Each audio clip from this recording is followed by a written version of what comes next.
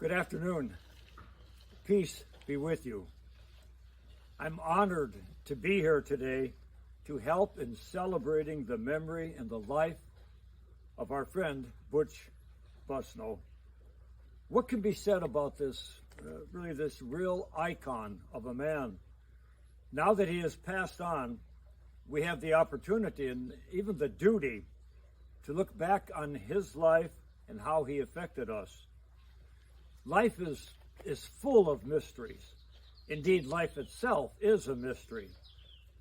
Frequently, when things happen that upset us or disturb us, events like depression or failure, brokenness, betrayal, our own weaknesses revealed, when these things happen, we have no answer to the question, why? Our questioning itself makes it all the more mysterious. Sickness and hardships and trials, disappointments, heartaches, these are all difficult to accept. But of all the mysteries of life, probably death is the most mysterious. And again, we answer, why? We do ask, but we know that death is the one event of which you and I are certain. We all know that we must die. We know that death can come when we least expect it. It comes to people that we love, and we ourselves will face death at some time. So today, once again, we face the reality of death. We're here to honor our friend and fellow traveler, Butch, who has embraced his death and has passed on. So what can we say about Butch? What can we say about how his death, and more importantly, his life, has affected us? Oh, we each have differing remembrances of Butch. For me, I recall how he accepted any failings, but he didn't allow them to devastate him. His last few months were especially inspirational to me and to many of us. He suffered greatly, but he did so with courage and patience. If anything, his suffering drew him even closer to Alice and to his family and friends. He was thankful to all of us and to the many others who offered comfort and support. And more often than not, it was Butch who ended up supporting us. And when death came for Butch, it found him ready. He died in the presence of a loving wife and family. He lived a full life, and he died as he lived, assured of the love of his family and friends. You know, Butch affected each of us in different ways. We all have different memories of our dealings with Butch. I remember him for his competence and loyalty. Competence. If it was broke, Butch could and would fix it. So often, I would mention to him that something needed tending at my place.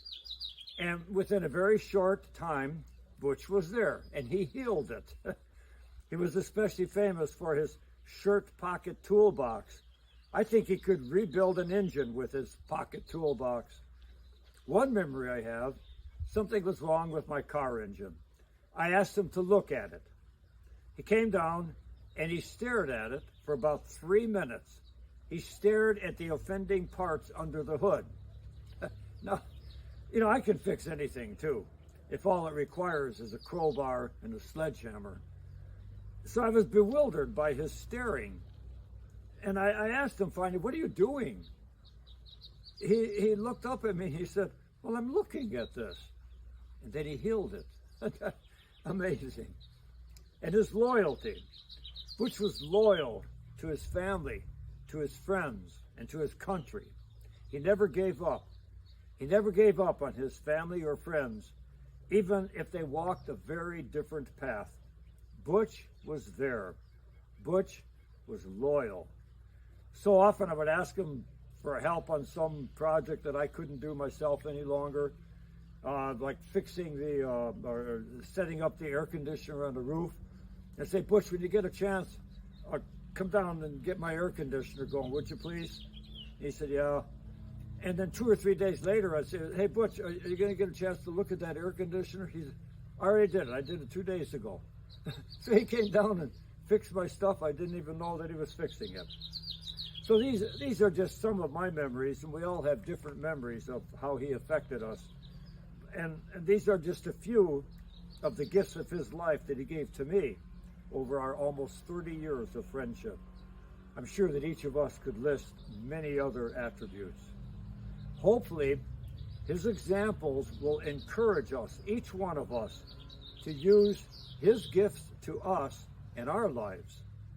Maybe we can be more compassionate, more loyal, more present, more helpful.